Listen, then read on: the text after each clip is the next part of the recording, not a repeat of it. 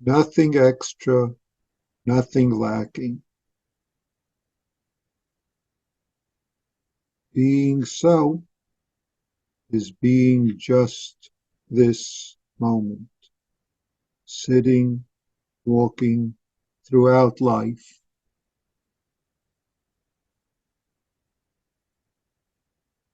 And yet we notice having and not having. What do we have? What do you have? What do you lack? What is skillful in living our life? What is skillful to do?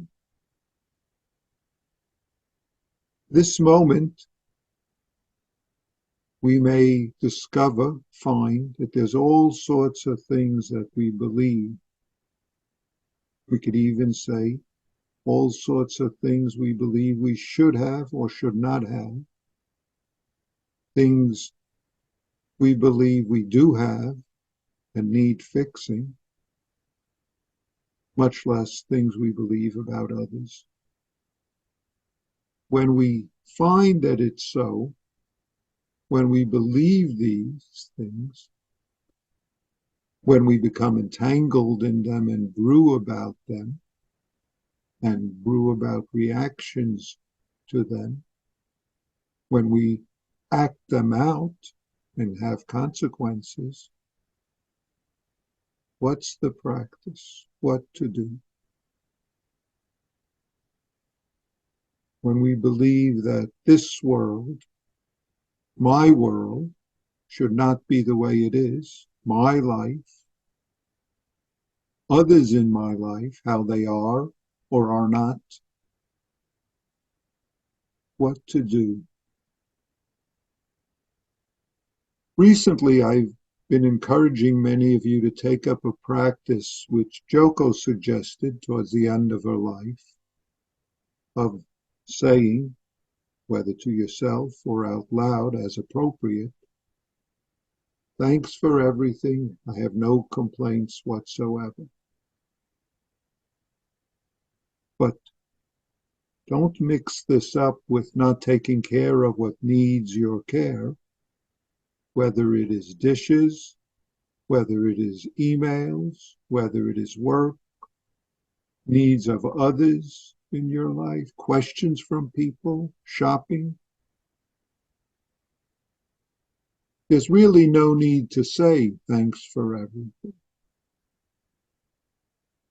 We don't need to say something like that. Just be this moment. And yet, when we find ourselves entangled in reactions, in beliefs, beliefs about ourselves, beliefs about others, when we find ourselves suffering, acting out anger, believing fear, believing anger, believing being furious, much less harming or being harmed, thanks for everything. No complaints whatsoever. And yet then do what's appropriate. Some of you who've done this have found this helpful in the sense of helping with letting go of what you never had, of receiving what is not extra.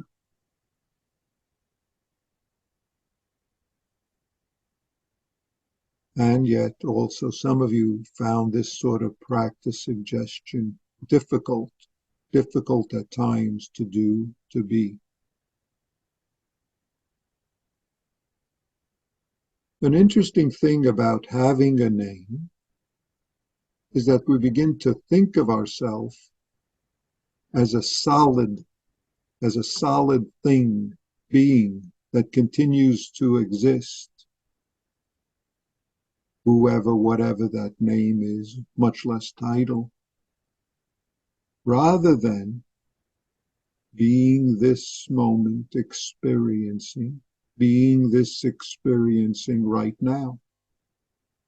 And if we believe names of ourself, titles, etc., then we believe this of others all the more so.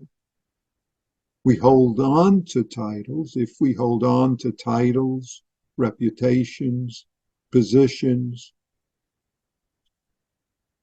this solidity belief becomes something that we may react to and from.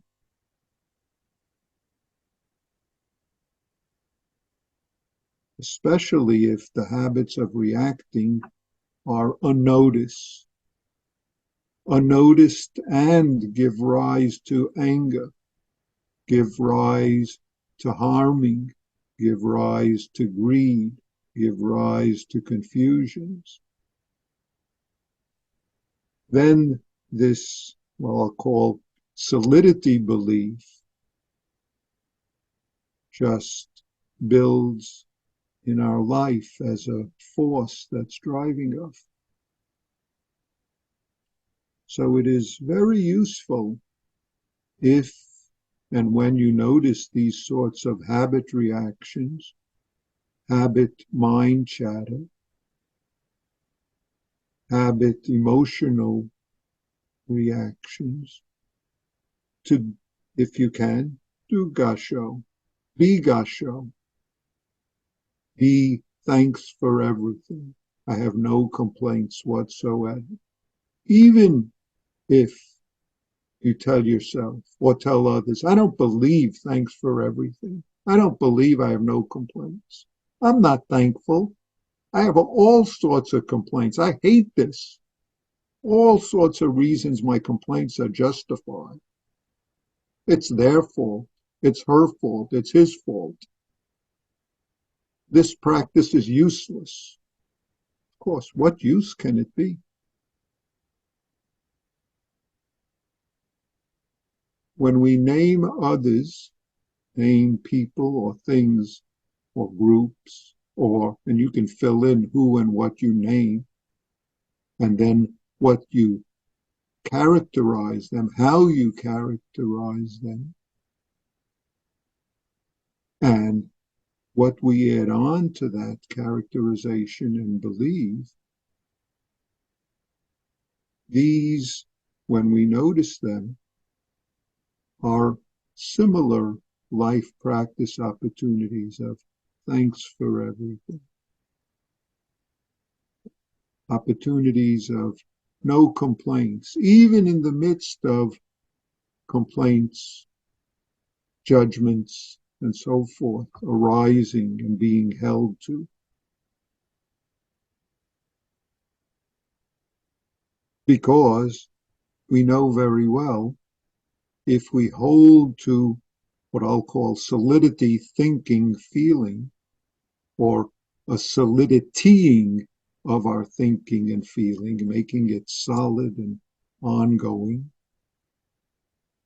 then people, events, all the universe around us seems to become more solid and fixed, as do our judgments, beliefs, actions, and reactions about them, and then about ourselves. This is all the more entangling when we have caveats such as I like this, I dislike this, I agree with them, I disagree, and so forth. They're good, they're bad. All these abouts, especially if the abouts aren't noticed, these are the attachment that the Buddha speaks of, that reveals the second noble truth of the Buddha, the attachments which give rise to and nurture dukkha, unsatisfactoriness, suffering. And of course, what follows from this is harming, anger, and so forth. This is especially so, we find, and you just notice it if it's true or not, when we use a name with attached emotion, thought, aspects, and beliefs. Some of them is simple things, they're on such and such team. They believe such and such things. They do such and such things.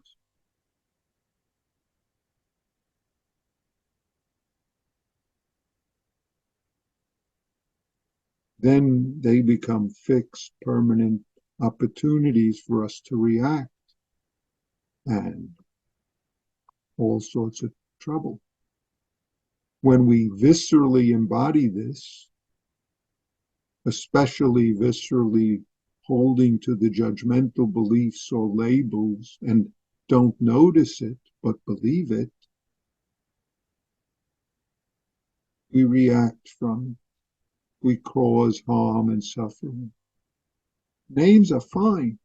Even judgments are fine, sometimes appropriate and necessary. Likes and dislikes, no problem. But when we're holding and held by them, entangled in them, reacting from them and not noticing, as I said, this is exactly what the Buddha talks of as the cause of suffering, the second noble truth.